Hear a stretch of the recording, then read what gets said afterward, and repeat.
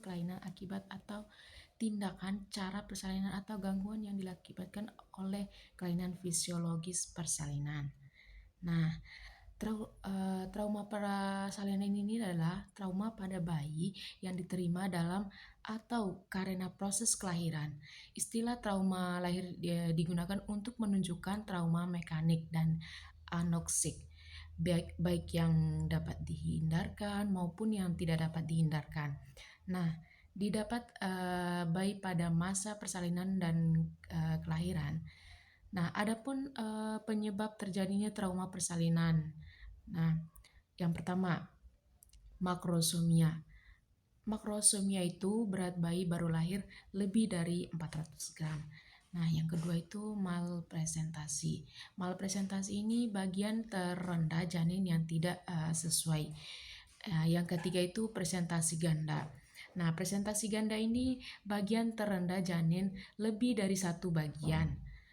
Nah, yang selanjutnya itu ada disproporsi. Nah, disproporsi ini ketidaksesuaian panggul dan kepala janin.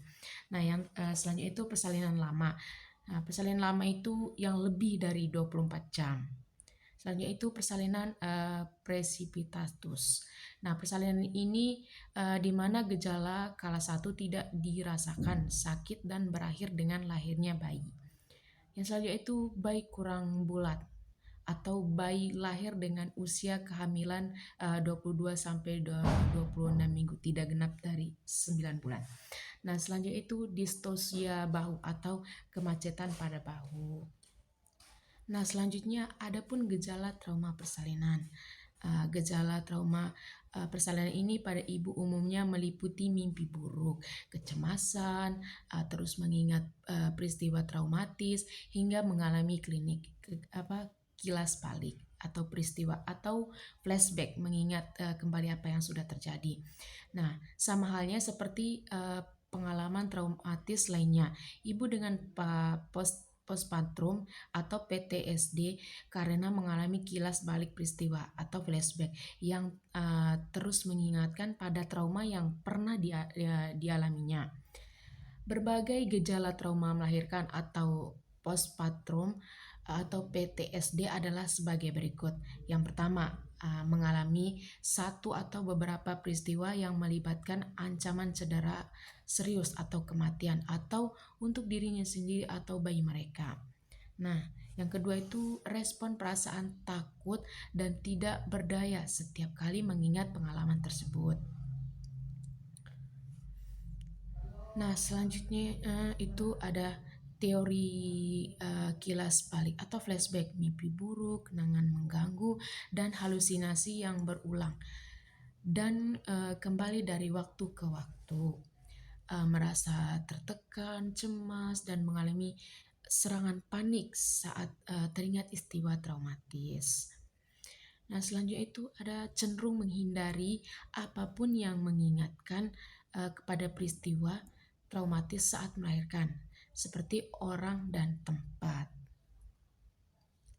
Selanjutnya itu menghindari pembicaraan mengenai pengalaman traumatis maupun enggan berinteraksi dan melihat bayi untuk sementara waktu. Nah, selanjutnya itu sulit tidur dan susah berkonsentrasi karena mengingat kenangan buruk yang pernah dialami atau dilihat terkait proses melahirkan. Nah, selanjutnya itu mungkin merasa marah, mudah tersinggung, sangat waspada dan selalu merasa gelisah. Nah, selain itu bereaksi berlebihan saat berada di kondisi yang mengingatkan tentang peristiwa traumatis, misalnya ketika dikejutkan oleh suara atau sentuhan. Nah, jika mengalami trauma melahirkan tersebut, seseorang seolah-olah berada di kondisi tertekan terus-menerus. Hal inilah yang menyebabkan seseorang mengalami gejala fisik, mental, emosional, dan perilaku dan lain-lain. Gejala trauma persalinan ini itu atau biasanya bersifat sementara dan dapat diobati. Nah, adapun faktor resiko trauma persalinan. Ada beberapa faktor risiko yang membuat ibu lebih rentang mengalami gejala trauma persalinan sesungguhnya usai persalinan. Berbagai faktor risiko trauma pasca persalinan yaitu yang pertama, memiliki riwayat trauma masa lalu seperti kekerasan seksual, kecelakaan, hingga pemerkosaan. Nah, selanjutnya itu memiliki riwayat kecemasan maupun depresi. Nah, dalam beberapa kasus mengingatkan ibu mengenai pengalaman traumatis saat melahirkan dapat memicu munculnya gejala postpartum atau PTSD. Itu sebabnya ingatan sederhana yang dimiliki ibu seputar trauma sebenarnya sudah dapat memicu timbulnya gejala trauma melahirkan. Nah, adapun macam-macam trauma persalinan. Nah, yang pertama itu caput scudaneum. Nah, caput scudaneum ini adalah pembengkakan parah pada kulit kepala bayi. Ini terjadi saat bayi turun ketika persalinan. Kondisi ini sering dialami bayi yang lahir dengan bantuan ekstraksi vakum. Meskipun juga bisa terjadi jika kepala bayi menekan serviks suntuk jangka waktu yang lama atau memar di area caput. Nah, yang kedua itu caput scudaneum. Nah, umumnya hanya berlangsung selama beberapa hari dan pembengkakannya akan hilang dengan sendirinya.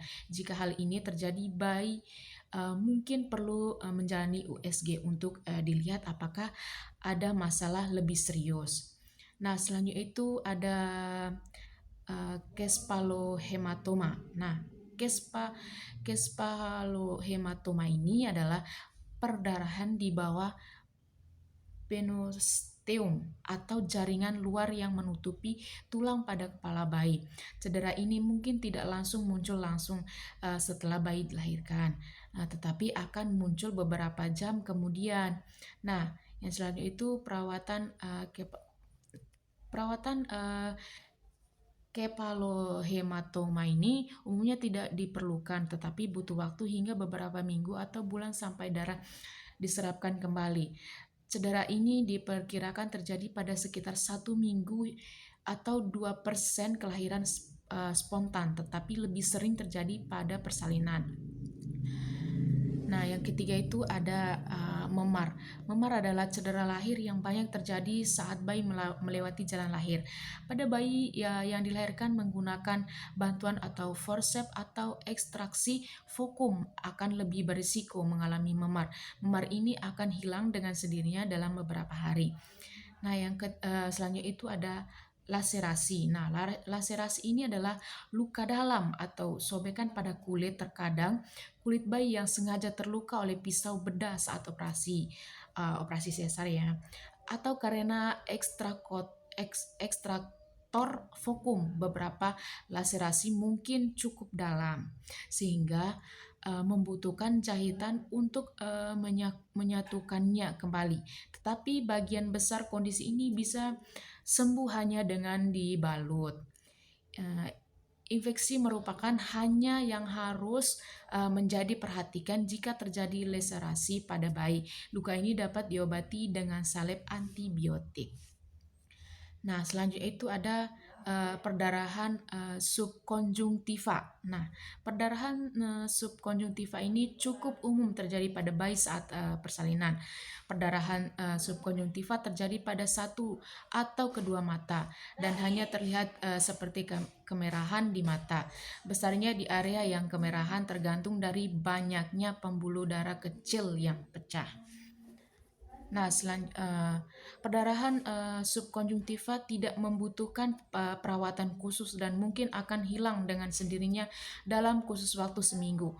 Jenis cedera yang satu ini juga tidak mengarungi mata bayi dalam jangka panjang.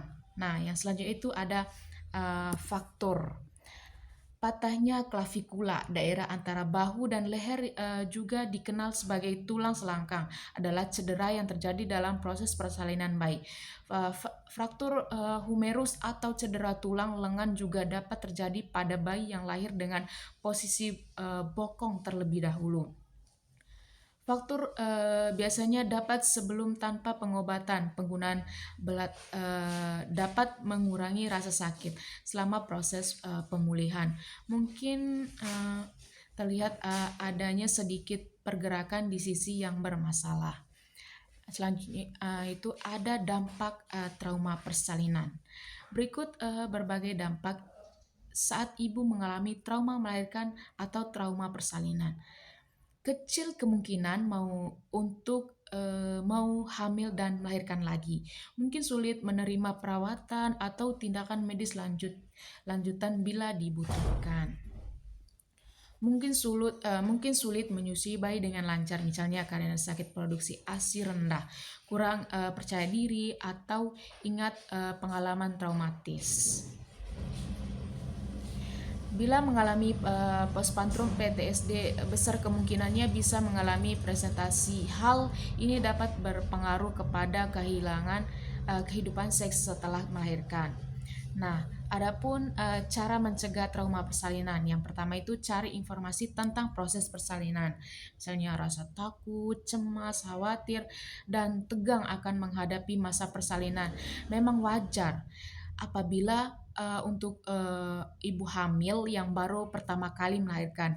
Yang perlu diketahui, rendah dan tinggi rasa sakit itu sebenarnya relatif, tergantung pada kesiapan ibu untuk itu. Jauh sebelum dari melahirkan, banyak-banyaklah mencari informasi tentang proses persalinan dan bagaimana menghadapi agar tetap merasa nyaman, aman, dan berlangsung lancar. Nah, selanjutnya itu ada antisipasi kemungkinan kendala.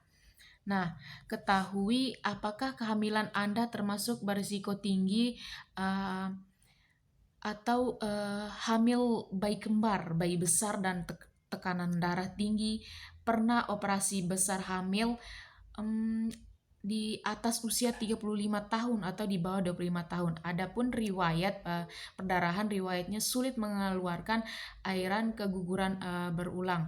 Bila memiliki riwayat seperti ini, sebaiknya memiliki persalinan di rumah sakit sehingga bila ada sesuatu yang tak diinginkan akan lebih cepat ditangani karena peralatannya memadai atau peralatannya itu lebih lengkap. Nah, selanjutnya itu ada kontrol rutin. Nah, lakukan pemeriksaan antenatal care secara teratur. Ini dilakukan untuk memperkecil kemungkinan terjadinya keadaan darurat saat persalinan. Periksakan kehamilan mingguan 1 bulan sekali. Nah, selain itu ada bangun kebugaran. Nah, seperti senam hamil, teknik pernapasan, yoga bisa diikuti untuk membangun kebugaran dan kemudahan proses persalinan kelak.